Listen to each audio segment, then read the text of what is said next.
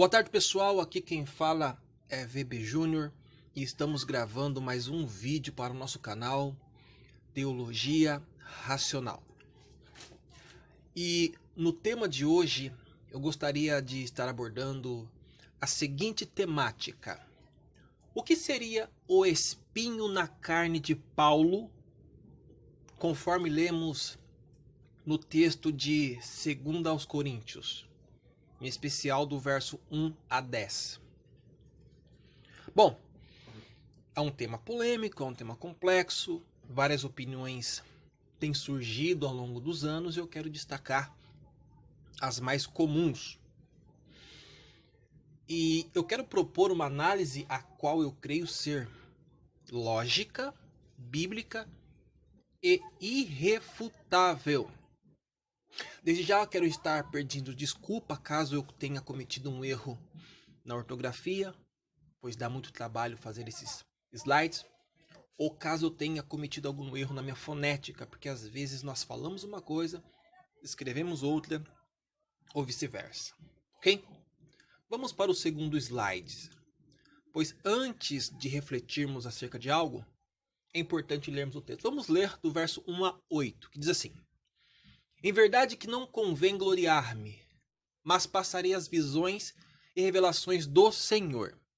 Conheço um homem em Cristo que há 14 anos, se no corpo não sei, se fora do corpo não sei, Deus o sabe, foi arrebatado ao terceiro céu. E sei que o tal homem, se no corpo, se fora do corpo não sei, Deus o sabe, foi arrebatado ao paraíso. E ouviu palavras inefáveis, que significa indizíveis, incomunicáveis, que ao homem não é lícito falar.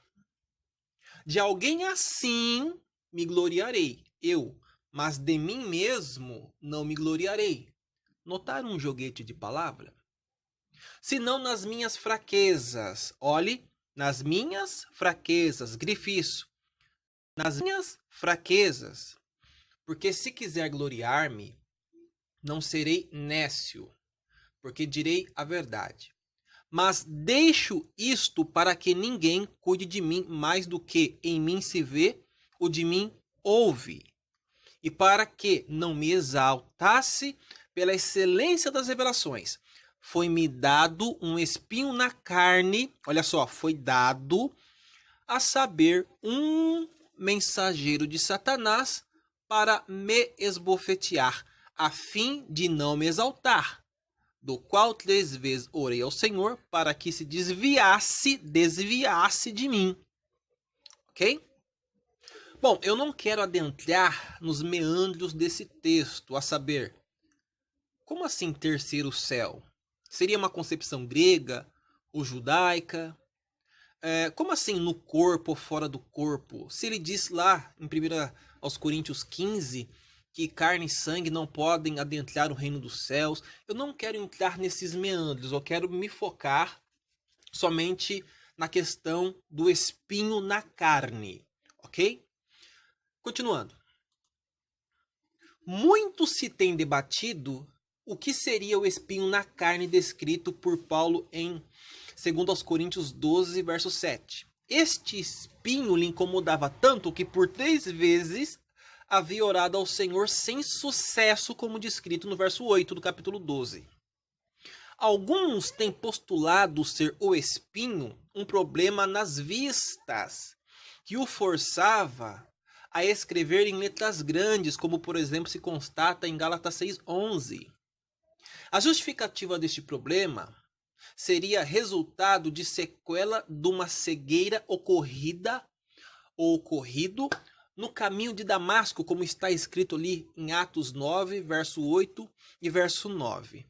Bom, para mim existem alguns problemas nessa tese e eu quero destacar 3 aspectos. Primeiro, Paulo foi curado, está escrito em Atos 9:11. Seria também estranho ele adquirir enfermidade onde fora curado. Se foi curado, como que Deus vai permitir que ele adquira uma enfermidade incurável naquilo que Deus atendeu, o curando? É controverso. Segundo, Paulo associa o espinho à dor. Como pode uma sequela de vistas deixar dores por 15 anos em alguém. Expliquem para mim isso daí. Até porque ele diz que orou 3 vezes, não recebeu a petição, então ficou e ainda está com ele.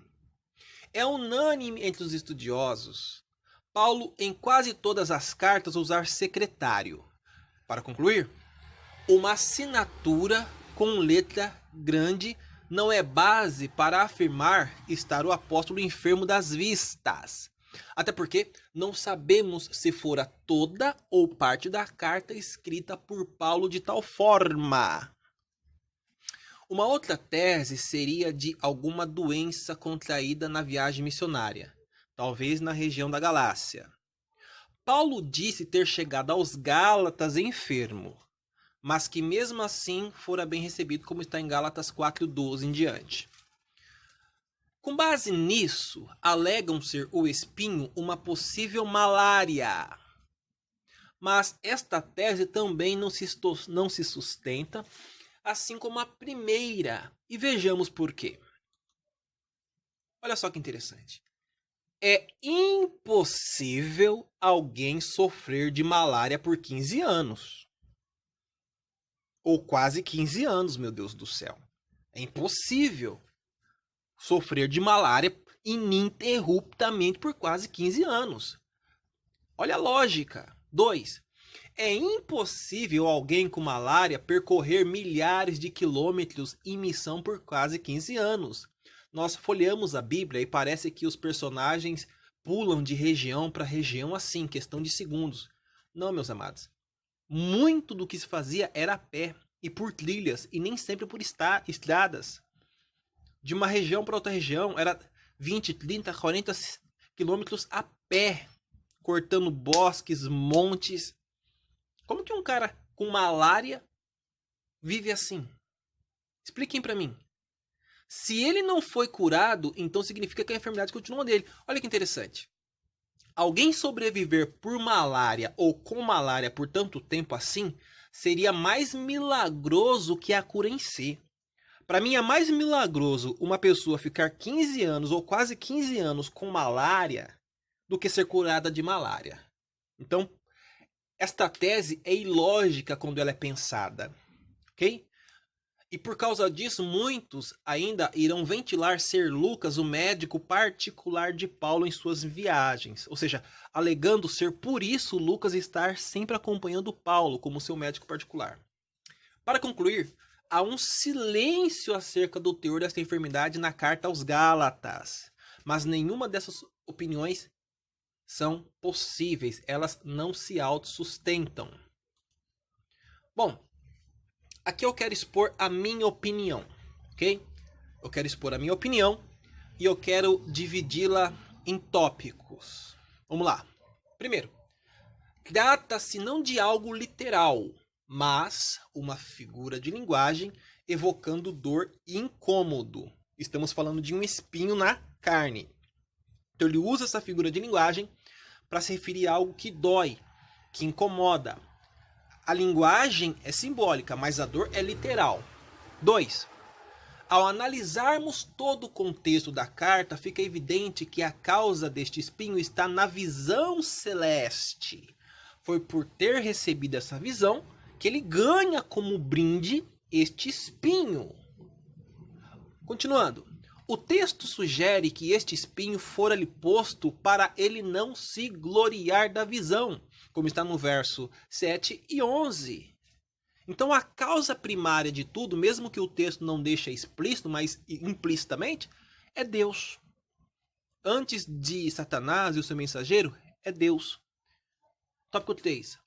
Paulo irá associar o espinho a duas coisas. Primeiro, ao mensageiro de Satanás, talvez um demônio,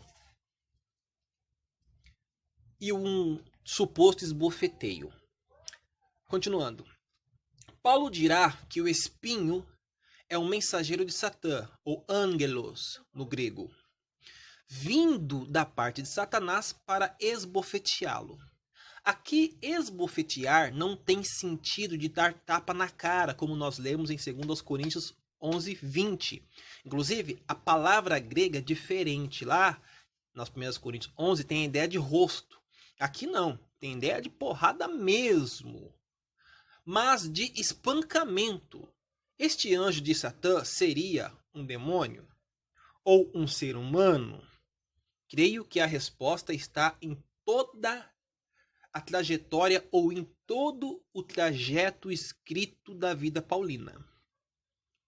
Quer identificar? Leia a vida dele. 4.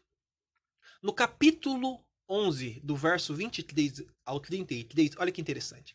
Temos um catálogo de sofrimento e espancamentos. Olha que interessante. E espancamentos onde será usado como introdução ao capítulo 12. Por que Paulo introduz o capítulo 12 mencionando essa lista de sofrimentos, esse catálogo de sofrimentos? Por quê? Ele introduz o capítulo 12 com esta lista de sofrimentos. Após narrar a visão e o evento da oração rejeitada, Paulo exclamará seu contentamento no teor da oração rejeitada. Ele vai dizer: por isso, sinto prazer, olha só, nas injúrias, nas calúnias, ou melhor, nas necessidades, nas perseguições e nas angústias. Princípio básico de hermenêutica. Qual que é o sentido daquela palavra naquela sentença? Qual que é o sentido daquela sentença naquela frase? Qual que é o sentido daquela frase naquela oração? Qual que é o sentido daquela oração naquele texto? Não sai. Qual que é o sentido daquele texto naquele livro? E qual que é o sentido daquele livro por toda a Bíblia? Quer entender o assunto, texto e contexto? Não sai. O problema é que as pessoas leem um pedaço do texto e já sai dele. Já vai para Gálatas, já vai para Atos, e vai para isso, e vai para aquilo. Não persiste no contexto imediato. O texto se autoexplica. Olha como o contexto do capítulo 12 está em harmonia com o capítulo 11. Ele introduz falando de problemas, de dor, de perseguição, fala desta visão, fala desse espinho e conclui dizendo que, bom, já que a minha oração não foi ouvida, então eu vou passar a ter prazer nesse espinho, nesta dor que o Senhor não quis tirar. É lógico. A nossa teologia é lógica acima de tudo. Aqui está claro o seu espinho, as angústias e perseguições, etc. Mas como associar isso ao mensageiro de Satã e o capítulo 11? Como associar? Continuando. Bom, parece que Paulo vê uma ação demoníaca agindo contra ele, ou seja, contra sua vida e ministério, em especial entre os judeus, para lhe perseguir e maltratar. Atos, por exemplo, dará nota disto. Se nós lermos Atos 9, 23, 13, 50, 14, do verso 4 a 5, Atos 19, ou melhor, verso 19, Atos 17, 5, até o 13, Atos 23, do 12 ao 15, nossa, ninguém se levantou mais contra Paulo do que os judeus. E quando nós lemos livros adiante, como o de Apocalipse, por exemplo, é dito que as sinagogas daquela época já eram sinagogas de Satanás. Inclusive, eles expulsavam os cristãos da sinagoga, perseguiam os cristãos na cidade. Então, ninguém foi mais usado no primeiro século para destruir os cristãos do que os judeus. Pelo menos até a década de 60. Até a década de 60. Na lista de sofrimentos descrita por Paulo no capítulo 11, nota-se que a maioria dos sofrimentos foram causados por judeus direta ou indiretamente. Alguns aventam ter sido Marcos este espinho, mas essa opinião carece de lógica e de base. Como associar seu remorso por Marcos com o evento da visão, da exaltação, do esbofeteio, com Satã, com a oração e com a lista de sofrimentos do capítulo 11 e seu contentamento nos sofrimentos e perseguições descrito no capítulo 12? Como que eu coloco Marcos nesse contexto? É destruir o texto de lógica, de sentido, para imbuir uma outra questão. Que o texto não dá a mínima margem para isso. A mínima margem para isso. Pois lemos, por exemplo, por isso sinto prazer nas fraquezas, nas injúrias, nas necessidades, nas perseguições, nas angústias por amor de Cristo. Ele fala isso após ter ouvido de Deus que somente a graça dele lhe bastaria. Porque quando estou fraco, então sou forte. Fui nécio em gloriar-me. Vós me constrangestes. Eu devia ter sido louvado por vós, visto que em nada fui inferior aos mais excelentes apóstolos, ainda que nada sou. Aqui ele já começa a entrar em outro assunto, mas note como calúnia, injúria, perseguição faz parte do enredo. E espinho não é sofrimento, não é dor na carne? Vamos concluir. Para Paulo, seu espinho era todo o contexto de dor e perseguição lhe causado pelos judeus. Paulo via um agente maligno que incitava os judeus a lhe perseguir por onde ele passava. Ele cria que tudo isso também lhe acontecia por permissão de Deus, a fim de que não se gloriasse das visões celestes. Com textos como este, fica claro perceber por que Paulo tinha tanta ânsia de partir e estar com Cristo. A maior prova agora hermenêutica da nossa opinião está no capítulo 11, versículo 17 e 18, e o capítulo 12, versículo 11 e 12. Claro, todo esse contexto do 11 e do 12, mas esses versos em especial, você pode conferir na sua Bíblia, ele assim, vai demarcar algo muito interessante, onde ele começa se gloriando. É no capítulo 11, verso 17, que ele começa a se gloriar. E termina se lamentando por ter se gloriado. Ou seja, temos uma estrutura narrativa uniforme. Então, o capítulo 12, ele começa, na verdade, no capítulo 11, versículo 17. Ele começa se gloriando, termina se arrependendo por ter se gloriado. Ele começa narrando sofrimentos e termina falando que aprendeu a ter prazer nesses sofrimentos, que ele descreve simbolicamente como esse espinho na carne.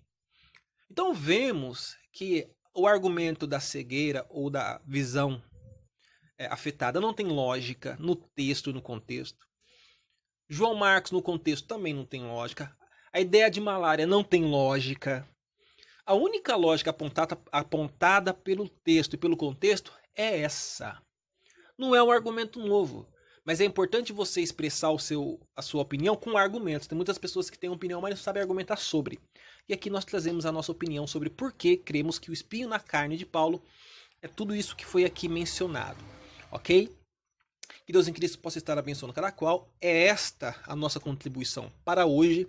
Tivemos um probleminha enquanto gravávamos esse vídeo, mas eu creio que a edição vai dar uma melhoradinha. Se ficar alguma coisa fora de ótica, fora de ajuste, perdoe-nos por esse imprevisto, ok? Se cometemos, ratifico, algum erro na escrita, na fala ou nas referências, que vocês possam estar considerando e que Deus em Cristo possa estar abençoando cada um que esteve conosco neste vídeo. Muito obrigado.